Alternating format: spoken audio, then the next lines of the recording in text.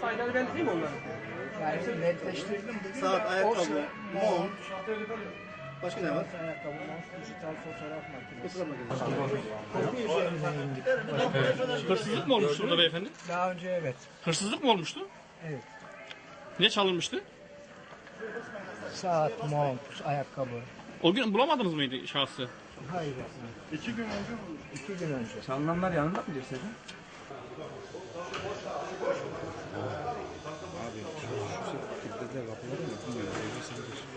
Tamam.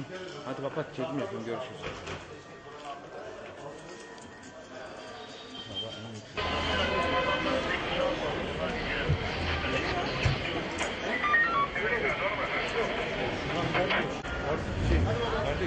Ha sen çekin.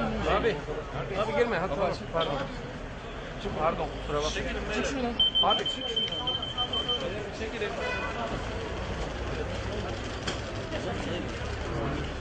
Girmeyin. Girme.